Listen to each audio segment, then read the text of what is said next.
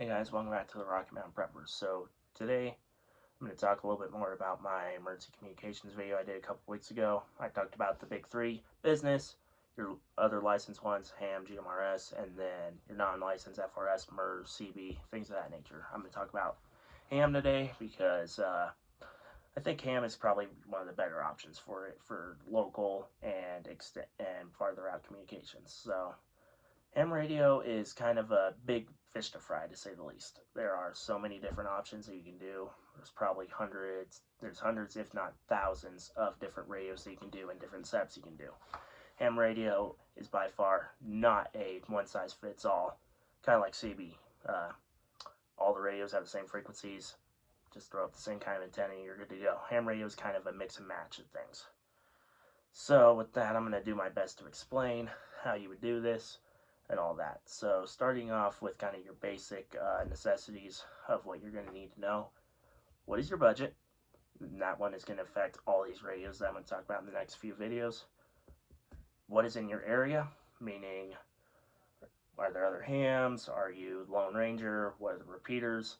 And are you just going to be local, or are you going to go around a little more? So that being said, let's start off with the budget.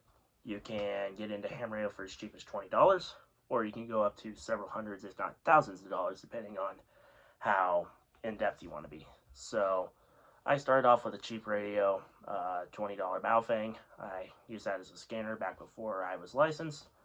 Worked great, and I think they are still great options. They are not going to perform as good as a couple $100 radio or one of the more bigger brand ones like Icom or Yaesu. However, they still work just fine. And Baofeng and all the cheap Chinese radio companies have started to step up their game here lately, I've noticed. Baofeng started off as kind of a cheap Chinese radio that was analog only. Now you're seeing DMR radios pop up, which I think is pretty cool for those of you that want to get into DMR but don't have the budget for a good Motorola or a Anytone, or one of those Radiotis, because the DMR world price goes up really quick when you get into digital. That's all I'm going to say. And so know your budget, and you can go any which way you want to. So I'm going to start off with talking about the portables. This one was a $100 radio. This was a gift. This is a Linko DJ VX50. This is a 2 meter and 440 or 70 centimeter radio. So it'll operate on the VHF 2 meter band and the UHF 70 centimeter band, or 440, depending on who you are and what you want to call it. And this one has a feature that a bunch of other radios will have. It has a wide receive, so you can go outside of the ham band, set up a receive only channel, and be able to listen to stuff such as fire, police, EMS, kind of you name it, it'll be there.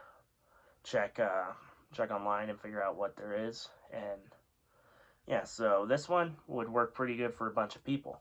It's analog. A bunch of repeaters are still analog, even though digital has kind of taken the cake. There's still a bunch of analog repeaters around. And so with that, you would want to go online, check repeater book. That's going to be your most accurate one. Put in your city, your state, or if you're in a very close and populated area, you might want to check the surrounding counties. For example, Denver County. Denver County is really small. And then you would check the counties surrounding Denver, and even the ones up towards Idaho Springs, where Squaw Mountain is, because that's where a bunch of the repeaters would be. And on repeater book, you're not searching it up by coverage area. You're searching it up by the area where it's licensed in. So let's say I'm down in Denver. There's a repeater up on Squaw, and it's in a different county. If I look up under my county, not going to pop up. If I look up under the county that Squaw Mountain's in, it'll pop up. So that's how that works. And so figure out what's in your area. Analog would work just fine for a bunch of people, or if there's some digital stuff in your area, you'd want to look at one of those digital radios. I'm not a digital guru. I've only played around with Fusion Wires X a little bit from Yaesu, and I played around with DMR way more than anything else. Or if you want to go above and beyond, you can always go P25, which is what my BKs do. They are analog P25 radios, mixed mode, kind of a little bit of everything on that end. Then DMR is pretty nice. There's more DMR than anything else in my state, so that's why I went with a DMR for when I'm on the road and stuff. So enough about the handhelds. Let's go to mobiles. So your mobiles are going to be mobile setup is going to be in your vehicle or in an ammo box in a field box or something like that. And then your mobile, you're going to get a little more power. However, you're going to have to spend a little bit more. I currently run a Yaesu FTM 200 and a Harris 100 mobile public safety. So I run both of those. One and that one's pretty nice because I can set it up to where one is scanning, one's doing APRS or something like that. The Yaesu I have set up for APRS and local repeaters. The Harris I will put on some farther away things because that one I want to be able to hear it, and that speaker and the antenna on it is a little bit better, I think. So that's the way I have my stuff set up. I'm going to be switching over to a Radiodity DMR when I return the Yaesu to my friend. And then, so yeah, and now, once again, it's going to run you a little bit more money. So think about it. You can also run a handheld as a mobile. You can talk to it inside the vehicle. I would recommend because vehicle turns into a Faraday cage, not really good signal coverage. Or you can get an external antenna mag mount for your car. It's just slap an antenna on the roof, thread it, and then run the coax to here. They sell a plethora of those on Amazon. If you just look up maybe ham radio handheld antenna mount for car or something like that, you'll see so many pop up. It's ridiculous how many pop up. And now onto the base stations. So what a bunch of people do for base stations is they will take a mobile like my BK 5990 EMH, wire it up to a power supply, and run that. That works really good for people that don't want to shell out $1,000 or more on a radio, because a bunch of the base radios, they have way more features, including a waterfall display like the 9700 and things of that nature. And this one runs 2-meter VHF, and it's also a public safety radio, so I can run outside of ham and also run public safety on frequencies that I'm licensed on. So make sure you're licensed if you're going to do something like that as well. And then that's kind of all the big things, and that's what I've covered so far is just your VHF, UHF type things. HF is a whole nother ball game. You get so many different modes with HF that you usually wouldn't get out of a standard radio like this.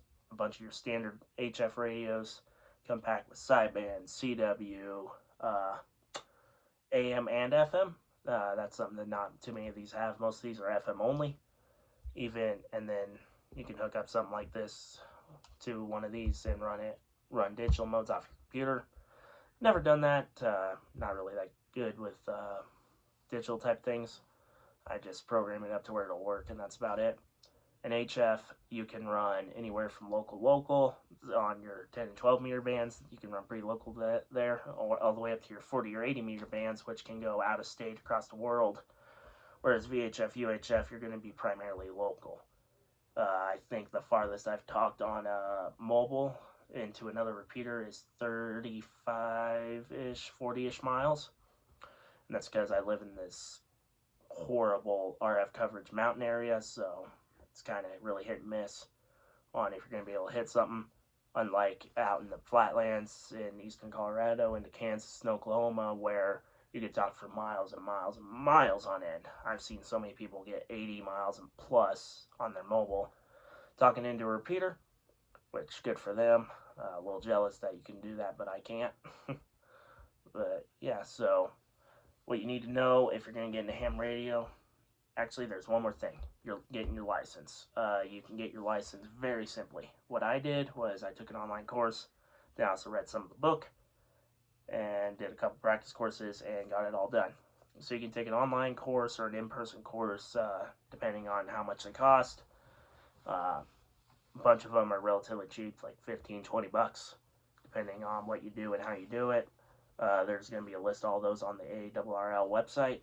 If you go under testing, then you can figure out from your county, state, region section, however you want to do it, and go from there. And then you can also take practice tests from Ham Study or Ham Radio Prep. And then a bunch of ham radio YouTubers put together videos where they show what everything is on the test in the book and all that. So that's another way you can do it. And then getting your license is relatively cheap. It's just whatever the VE fees are. I mean, I got mine for 15 bucks.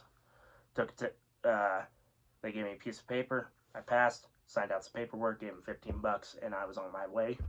And then 3 days later, got an email from the FCC saying, hey, you're approved. Here's your new license. So there's that. And then that brings me to another thing is what level of licensing you're going to want to get. So if you're just going to be on VHF, UHF, which a bunch of people are, nothing wrong with that. Your technician license will be just fine. If you want to get on HF a little bit, you can get your general. And then with your general, you get some, I'd say most, but not all of the HF band splits or band, all the HF bands that is on the ham frequencies. And you're also able to talk in ITU Region 2, which is North America and South America. You get your amateur extra, you get all the frequencies that ham covers, plus you can talk from anywhere around the world. So regions 1, 2, 3, and 4, I think there's 4 if I remember right. It's been a while since I've looked at it, so that's kind of all the things. So if you're going to get started, figure out budget, what's around you, when are you going to get your license and how far you want to take it. And I forgot one thing. If there's really nothing in your area, you can go digital, get a hotspot. I don't recommend that for oh shit comms, because once the internet goes down, that goes down. However, with standalone repeaters and RF links, as long as the repeater has power, it's still going. So that's another thing. What's in your area? That comes back to what's in your area again. So price or budget, area, what's in your area, how far do you want to take it, and things of that nature. So with that, Rocky Mountain Prepper out.